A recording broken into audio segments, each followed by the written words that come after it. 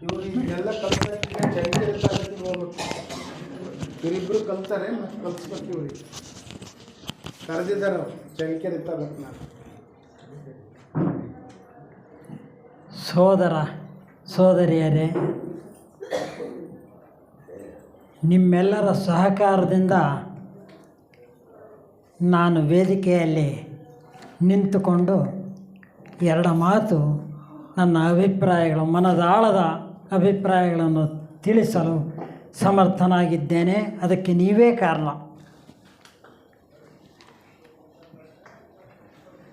ಮೊದಲನೇದಾಗಿ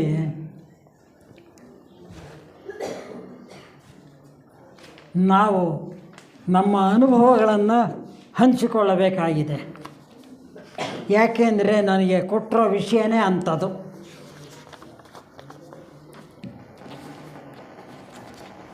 ಏನದು?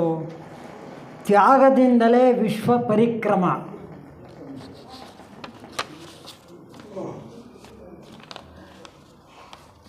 ಇಂಥ ಒಂದು ಮಹತ್ತರವಾದ ವಿಷಯ ನಾನು ತಗೊಂಡು ನನ್ನ ಅನುಭವಗಳಿಂದ ಅದನ್ನು ಹೇಳಬೇಕಾಗಿದೆ. ಅದೇ ರೀತಿ ನನಗೆ ಮಾರ್ಗದರ್ಶನ ಆಗಿದೆ. ಅದಕ್ಕಾಗಿ ನಾನು ನನ್ನ ಬಾಲ್ಯದ ಅನುಭವಗಳನ್ನೇ ತೆಗೆದುಕೊಳ್ಳುತ್ತಾ ಅದು ಹೇಗೆ ಪ್ರತಿಯೊಬ್ಬರಿಗೂ ಅದೇ ರೀತಿ ಕೆಲಸ ಮಾಡುತ್ತೆ. ಬಾಲ್ಯದ ಅನುಭವಗಳು, ಪರಿಸರದ ಅನುಭವಗಳು ಇವೆಲ್ಲ ಎಲ್ಲರಿಗೂ ಆಗುತ್ತೆ.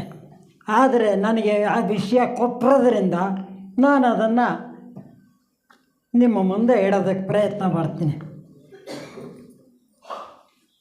ಮೊದಲನೇದಾಗಿ ಇಷ್ಟೆಲ್ಲ ನಾವು ಅನುಭವ ಪಡಿಬೇಕಾದರೆ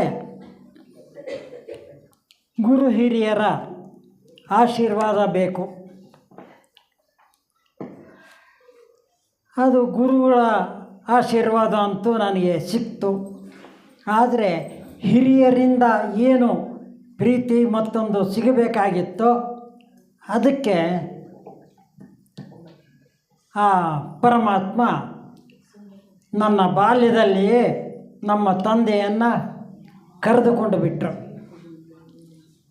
ಈ ಅನಾರೋಗ್ಯದ ಸಾವು ಅವರಿಗೆ ಹೊಸದುರ್ಗಕ್ಕೆ ಮೊದಲನೆಯ ಕೇಸ್. ಅದು ಏನು? Heart attack.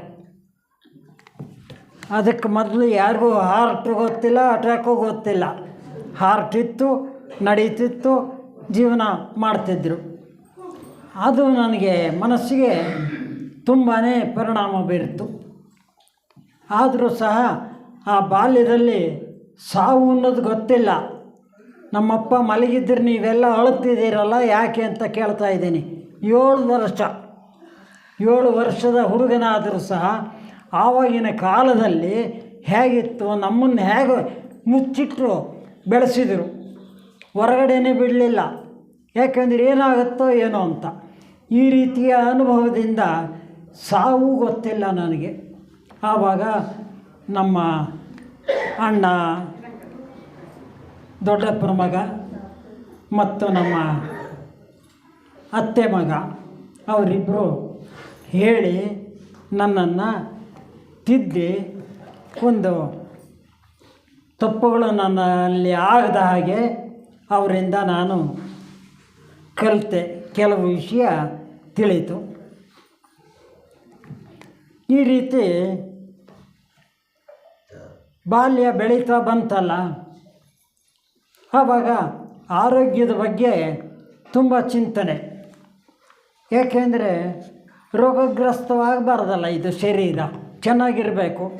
ಯಾಕೆ ಅಂದರೆ ಆವಾಗಿನ್ನೂ ಈ ರೀತಿಯ ಅನುಭವಗಳಿಲ್ಲ.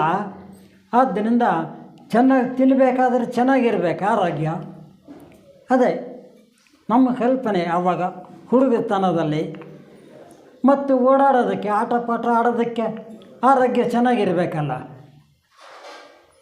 ಈ ರೀತಿಯ ಅನುಭವದಲ್ಲಿ ಅನೇಕ ಡಾಕ್ಟ್ರುಗಳ ಪರಿಚಯ. ಆ ಡಾಕ್ಟ್ರುಗಳ ಮೂಲಕ ನನ್ನ ಒಂದು ಬುದ್ಧಿಗೆ ಗೋಚರ. ಡಾಕ್ಟ್ರುಗಳ ಹೆಸರು ಹೇಳ್ತಾ ಹೋಗ್ತೀನಿ. ಡಾಕ್ಟರ್ ಶ್ರೀನಿವಾಸ ಮೂರ್ತಿ ಅಂಥೇಳಿ ಇದ್ದರು. ಅವರು ಬೆಂಗಳೂರಿಗೆ ಹೋದರು. ಆಮೇಲೆ ಡಾಕ್ಟ್ರು ಬಸವಂತಪ್ಪನವರು, ಡಾಕ್ಟ್ರ್ ವರದರಾಜು, ಆಮೇಲೆ ಇವೆಲ್ಲರಿಗಿನ್ನ ಹೆಚ್ಚಾಗಿ ಡಾಕ್ಟ್ರ್ ವೀರಭದ್ರಾಚಾರ್ಯರು, ನಮ್ಮ ಇದು ಆಯುರ್ವೇದದ ಪಂಡಿತರು. ಅವರಿಂದ ನಮಗೆ ಸಾಕಷ್ಟು ಹೊಟ್ಟೆ ಪ್ರಾಬ್ಲಮ್ಮು ನಿವಾರಣೆ ಆಗ್ತಿತ್ತು. ಮತ್ತು ಅವರು ನಮಗೆ ಮಾರ್ಗದರ್ಶನವನ್ನು ಚೆನ್ನಾಗಿ ಮಾಡೋರು. ಈ ರೀತಿಯ ಆರೋಗ್ಯದ ಬಗ್ಗೆ ಪ್ರಾಪಂಚಿಕವಾಗಿ ನೋಡಿ ಇದು ಹೇಗೆ ಕೆಲಸ ಮಾಡುತ್ತೆ ಅನ್ನೋದು. ವಿಶ್ವ ಪರಿಕ್ರಮ, ತ್ಯಾಗದಿಂದಲೇ ವಿಶ್ವ ಪರಿಕ್ರಮ. ಅವರೆಲ್ಲ ತ್ಯಾಗ ಜೀವನ ಮಾಡಿದ್ದಕ್ಕೆ ಇದು ಭೋಗ ಜೀವನದಲ್ಲಿ ಮುಂದೆ ಬರೋದಕ್ಕೆ ಇದಕ್ಕೆ ಅವಕಾಶ ಆಯಿತು. ಈ ರೀತಿ ತ್ಯಾಗ ಜೀವನದಿಂದ ಭೋಗ ಜೀವನಕ್ಕೆ ಯಾವ ರೀತಿಯ ಒಂದು ಅನುಕೂಲ ಇದೆ ಅನ್ನೋದು, ತ್ಯಾಗದಿಂದಲೇ ವಿಶ್ವ ಪರಿಕ್ರಮ. ಇನ್ನು ಸ್ನೇಹಿತರು ನಮಗೆಂಥ ಬಳಗ ಇತ್ತು ಅಂದರೆ, ಒಬ್ಬ ಸ್ನೇಹಿತ ನನ್ನನ್ನು ಅತಿಯಾಗಿ ಪ್ರೀತಿಸ್ತಿದ್ದ. ಈಗಲೂ ಇದ್ದಾನೆ, ಅವನು ಬೆಂಗಳೂರಿನಲ್ಲಿದ್ದಾನೆ. ನಾಗರಾಜ್ ಅಂತೇಳಿ ಅವನ ಹೆಸರು. ಅವರು ಯಾವ ಜಾತಿ ಏನು ಕತೆ ಏನೂ ಮನಸ್ಸಿಗೆ ತಂದುಕೊಳ್ಳದೆ, ಅದು ಮನಸ್ಸಿಗೆ ಕಲ್ಪನೆಯೇ ಇಲ್ಲ ನಮಗೆ. ಬಂದಿದ್ದೆ ನನ್ನ ಹೆಗಲ ಮೇಲೆ ಕೈ ಹಾಕಿ ನನ್ನ ಕರ್ಕೊಂಡು ಹೋಗೋನು, ಮಾತಾಡ್ಸೋನು ಭಾಳ ಪ್ರೀತಿಯಿಂದ. ಅವನೊಬ್ಬ. ಇನ್ನೊಬ್ಬ ನನ್ನನ್ನು ಭಾಳ ಪ್ರೀತಿಯಿಂದ ಕಾಣ್ತಿದ್ದನು ಅಂದರೆ ಡಾಕ್ಟ್ರ್ ಗೋವಿಂದಪ್ಪ ಅಂತ. ಅವರು ಇಲ್ಲ, ಈಗ ಹೋಗ್ಬಿಟ್ರು. ಅವ್ರ ಮಗಳಿದ್ದಾಳೆ ಇಲ್ಲಿ ಚೂಡಾಮಣಿ ಅಂಥೇಳಿ, ಇಲ್ಲೇ ಎದುರುಗಡೆ ಮನೆ ಇದೆ. ಆ ಡಾಕ್ಟ್ರ್ ಗೋವಿಂದಪ್ಪ ಅವನೊಬ್ಬ. ಅವರಿಬ್ಬರು ಸಹ ನನಗೆ ಭಾಳ ಆತ್ಮೀಯರೇ. ಆಮೇಲೆ ಇತ್ತೀಚೆಗೆ ಅನೇಕರು ಆಗಿದ್ದಾರೆ, ಅದು ಬೇರೆ ಪ್ರಶ್ನೆ. ಇದರ ಬಾಲ್ಯ ಸ್ನೇಹಿತರನ್ನ ನಾನು ಜ್ಞಾಪಿಸ್ಕೋಬೇಕಾಗುತ್ತೆ. ಅವರಿಂದಲೂ ಸಹ ನಾನು ಸಾಕಷ್ಟು ತಿಳುವಳಿಕೆಯನ್ನು ಬೆಳೆಸ್ಕೊಳೋದಕ್ಕೆ ಅವಕಾಶ ಆಯಿತು. ಇನ್ನು ಇವೆಲ್ಲದಕ್ಕಿಂತ ಮುಖ್ಯವಾಗಿ ಒಂದು ಹೇಳ್ತೀನಿ. ಜನನೀ ಜನ್ಮಭೂಮಿಶ್ಚ ಜಾಹ್ನವೀ ಚ ಜನಾರ್ದನ ಜನಕಃ ಪಂಚಮಶ್ಚೈವ ಜಕಾರೋ ಪಂಚದುರ್ಲಭ ಅಂತ. ಇದು ಜಕಾರದಿಂದ, ಅಕ್ಷರದಿಂದ ಹೊರಡುವಂಥವು. ಜನನಿ ಮೊದಲನೇದಾಗಿ ತಾಯಿ. ಅಮ್ಮನಿಂದ ನಾನು ಸಾಕಷ್ಟು ತಿಳಿದೆ. ಸಾವಿತ್ರಿ ಸತ್ಯವಾನನ ಕಥೆ, ಧ್ರುವ, ನಚಿಕೇತ ಇವರ ಕಥೆಗಳನ್ನು ಕೇಳಿ ಪ್ರಭಾವಿತನಾಗಿ ಪುರಾಣ ಪ್ರವಚನಗಳಲ್ಲಿ ಆಸಕ್ತನಾದೆ ನಾನು. ಇನ್ನು ಜನ್ಮಭೂಮಿ ನನಗದು ಯಾವ ರೀತಿ ಶಿಕ್ಷಣ ಕೊಡ್ತು ಅಂದರೆ, ಅದಕ್ಕೆ ರಾಷ್ಟ್ರೀಯ ಸ್ವಯಂ ಸೇವಕ ಸಂಘ ಜನ್ಮಭೂಮಿನ ಯಾವ ರೀತಿ ಪ್ರೀತಿಸಬೇಕು ಅಂಥೇಳಿ ಅವರಿಂದ ಕಲ್ತ್ಕೊಂಡಂಗೆ ಆಯಿತು. ಇನ್ನು ಶಾಲೆಯಲ್ಲಿ ಉಪಾಧ್ಯಾಯರ ಪ್ರೋತ್ಸಾಹದಿಂದ ಚಿತ್ರಕಲೆಯಲ್ಲಿ ಅಲ್ಪ ಸ್ವಲ್ಪ ಆಸಕ್ತನಾದೆ. ಇನ್ನು ಬಾಲ್ಯದಲ್ಲಿ ಕೆಲವು ಒಳ್ಳೆಯ ಸಿನಿಮಾಗಳು ಬರ್ತಿದ್ವು ಆವಾಗ. ಈಗ ನನಗೆ ಎಂತಿಂಥವು ಸಿನಿಮಾ ನಾವು ನೋಡಲೇಬಾರ್ದು ಅಂಥವು ಬರ್ತಾವೀಗ. ಅದು ಯಾಕೆಂದರೆ ಲೋಕ ಆ ರೀತಿ ಬೆಳವಣಿಗೆ ಆಗ್ತಾಯಿದೆ. ಆವಾಗ ಕಲ್ತಂಥ ಹಾಡುಗಳು ಇವತ್ತಿಗೂ ತಲೆಯೊಳಗೆ ಜ್ಞಾಪಕ ಇದೆ. ಕನಸಲ್ಲಿ ಒಬ್ಬ ಕಳ್ಳ ಬಂದ, ಏನೇನೋ ಕತೆಯ ಹೇಳಿ ಹೋದ, ನಾನವನೊಲಿಮೆ ಏನು ಹೇಳಲಿ, ಅದೇನು ಹೇಳಲಿ. ಏನದರಲ್ಲಿ ಅಶ್ಲೀಲ ಏನಿಲ್ಲ. ಬಾರಾಣಿ ಬಾರೆ ಎಂದ, ಬಳಿಗೋಡಿ ಬಂದ ಅಂಥೇಳಿ ಈ ರೀತಿ. ಏನದು ಪ್ರೀತಿ, ಪರಸ್ಪರ ಪ್ರೀತಿನ ತೋರಿಸುತ್ತಷ್ಟೆ, ಇನ್ನೇನು ಅಶ್ಲೀಲವಾದ್ದೇನೂ ಇಲ್ಲ ಅದರಲ್ಲಿ. ಇನ್ನೊಂದು ಹಾಡು, ಎಂದೋ ಎಂದೋ ಎಂದೋ ಎಂದೋ ನಿನ್ನ ದರ್ಶನ ಎಂದೋ. ಅದು ಸಿನಿಮಾ ಎಂಥದಪ್ಪ ಅಂದರೆ ಆ ಒಂದು ಪ್ರೀತಿಸ್ತಿದ್ದಂಥ ಹೆಣ್ಣು ತೀರ್ಕೊಂಡು ಹೋಗಿ ಪಿಶಾಚ ರೂಪದಲ್ಲಿ ಬಂದು ಅವನು ಕಾಡಿಸುತ್ತೆ. ಅದು ಸಿನಿಮಾ ಜಗನ್ಮೋಹಿನಿ ಅಂತಲೇ ಏನೋ ಅದು ನೆನಪಿಲ್ಲ, ಹಾಡೊಂದು ನೆನಪಿದೆ. ಅದು ಎಷ್ಟು ಚೆನ್ನಾಗಿದೆ ಅಂದರೆ ಆ ಪಿಶಾಚ ರೂಪದಲ್ಲಿ ಹೇಳೋವಂಥ ಆ ಹಾಡು ಸಹ ತುಂಬ ಮಧುರವಾಗಿ ಚೆನ್ನಾಗಿ, ಸಾಹಿತ್ಯ ಚೆನ್ನಾಗಿದೆ, ಎಲ್ಲ ಇದೆ. ಇನ್ನು ಒಂದು ಹಿಂದಿ ಹಾಡೊಂದು ನಾನು ಗುನುಗುತ್ತಿದ್ದೆ ಆವಾಗ. ನಾನಿಲ್ಲಿ ಎಷ್ಟು 10 ವರ್ಷದವನು. दूर देश के रहने वाले आया आया देश पर आए दूर देश के रहने वाले. ಅದು ಅಷ್ಟೇ, ದೂರ ದೇಶದಲ್ಲಿದ್ದವನು ಬಂದ ನಮ್ಮ ದೇಶಕ್ಕೆ ಬಂದ, ನನ್ನನ್ನು ಕಂಡ, ಮಾತಾಡಿಸ್ದ ಅಂತಲೇ ಹೆಣ್ಣು ಹೇಳೋವಂಥ ಹಾಡು. ಹೀಗೆ ತುಂಬ ಆಗಿನ ಸಿನಿಮಾಗಳು ಚೆನ್ನಾಗಿರ್ತಿತ್ತು, ಹಾಡುಗಳು ಚೆನ್ನಾಗಿರ್ತಿತ್ತು.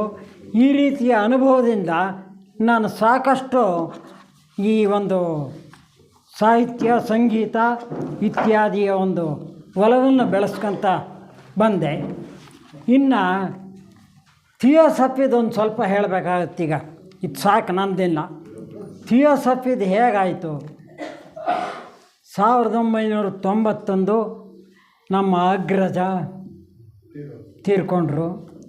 91ರಲ್ಲಿ ನಾನು ಥಿಯೋಸಫಿಗೆ ಮೆಂಬರ್ ಆದೆ. ಅದಕ್ಕೆ ಮೊದಲು ನನ್ನ ಸ್ವಭಾವ ಹೇಗಿತ್ತು ಅಂದರೆ, ನಮ್ಮ ಅಣ್ಣ ಇದಾನಲ್ಲ ಥಿಯೋಸಫಿಲಿ, ನಾನು ಯಾಕೆ ಬೇಕು, ಈ ರೀತಿಯ ಒಂದದು. ಇದು ನನಗೆ ಬೇಕು ಅನ್ನೋದು ನನಗಿಲ್ಲ ಅವಾಗಿನ್ನು. ಈ ರೀತಿ ಮತ್ತು ಅವ್ರನ್ನೂ ಸ್ವಲ್ಪ ಈಗ ಸ್ಮರಣೆ ಮಾಡಬೇಕಾಗತ್ತೆ.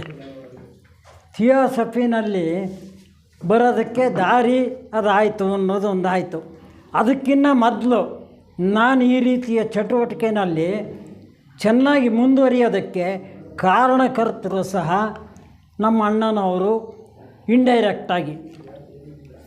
ಅವರು ಹೇಗೆ ಅಂದರೆ, ನೀನು ತಪ್ಪು ಕಣೋ ಇದು ಅಂತ ಹೇಳ್ತಿರಲಿಲ್ಲ, ರೇಗ್ಬಿಡೋರು. ರೇಗದಾಗ ಏನಾಗೋದು ನಮಗೆ, ಅಯ್ಯೋ ಇವ್ರು ರೇಗ್ತಾರಲ್ಲ, ತಪ್ಪು ಹೇಳಿಲ್ಲ ರೇಗ್ತಾರೆ ಅಂಥೇಳಿ ಅವ್ರ ಮೇಲೆ ಸಿಟ್ಟು. ಈ ರೀತಿ ಬೆಳೆದು ಬಂದು, ಆದರೆ ಸಿಟ್ಟು ಬಂದರೂ ಸಹ ಅವ್ರ ಮೇಲೆ ಪ್ರತಿಕ್ರಿಯೆ ತೀರಿಸ್ಕೊಳ್ಳೋದಕ್ಕೆ ತಂದೆ ಸ್ಥಾನದಲ್ಲಿದ್ದಿರಲ್ಲ ಅವರು. ಆದ್ದರಿಂದ ಅದೇನೂ ಆಗಲಿಲ್ಲ, ತಣ್ಣಗಾಗ್ತಿದ್ದೆ. ಸಿಟ್ಟು ಬರ್ತಿತ್ತು, ತಣ್ಣಗಾಗ್ತಿದ್ದೆ.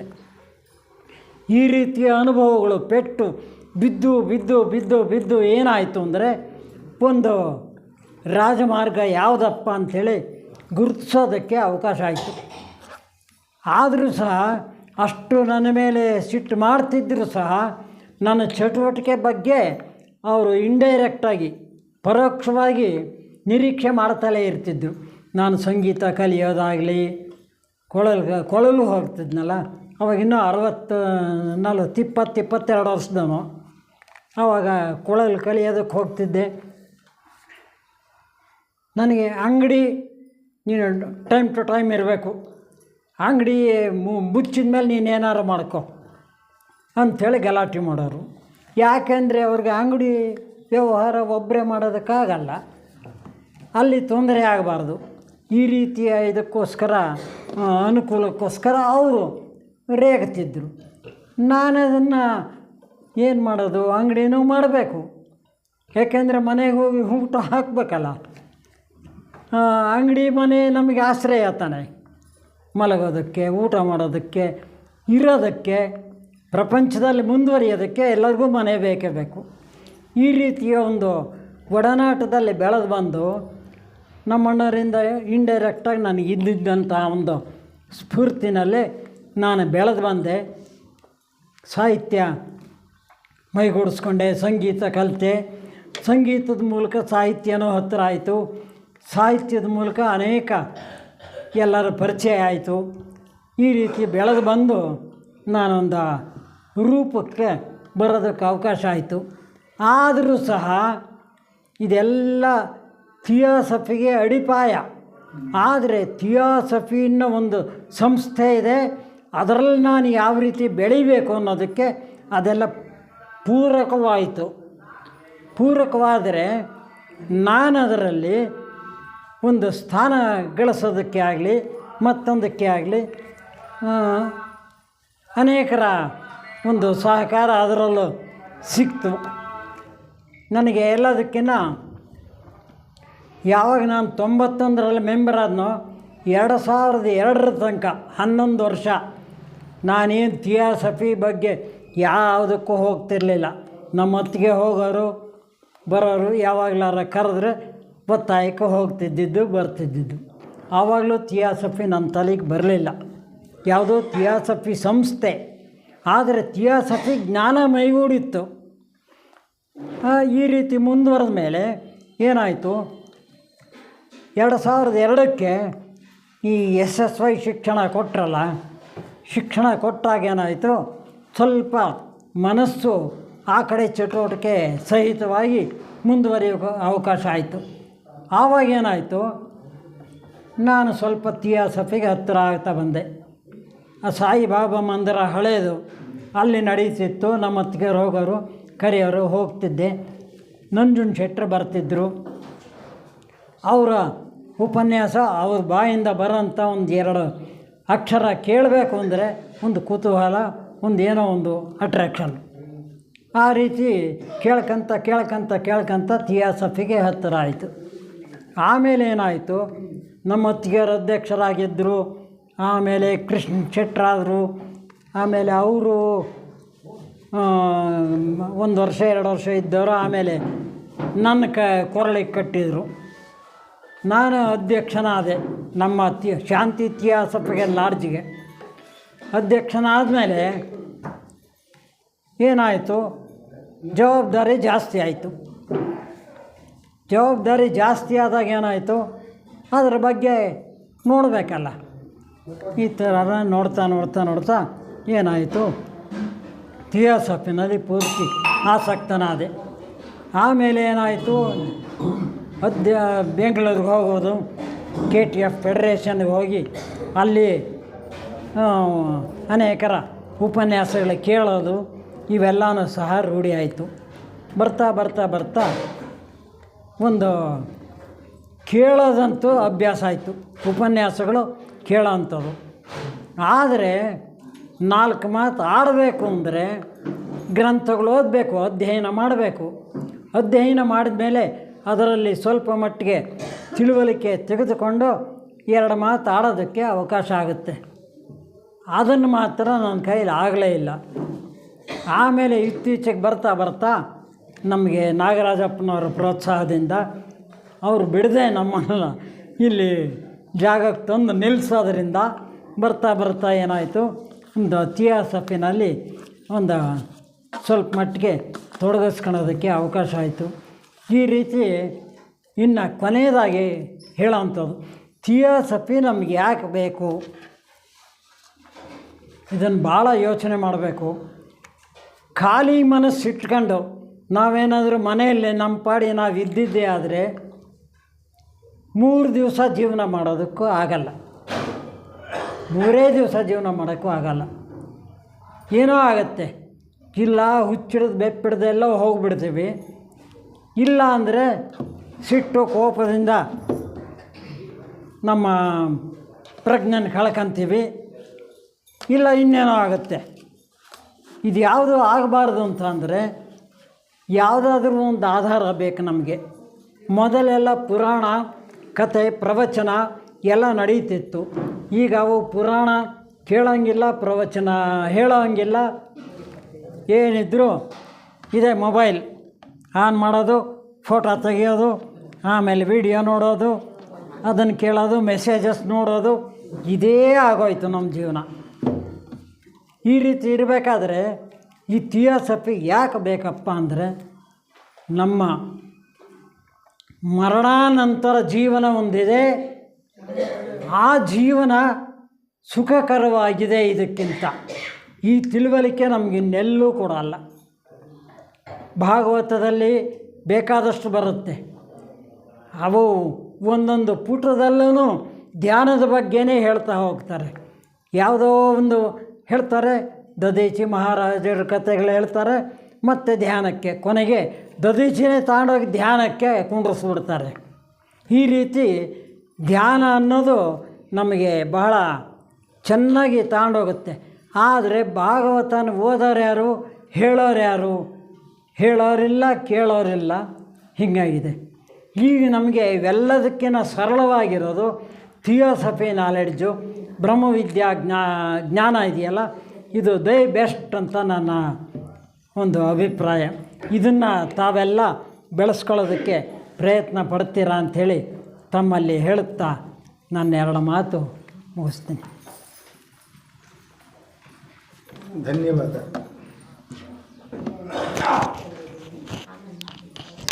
ಕಲಾ ವಲ್ಲಭ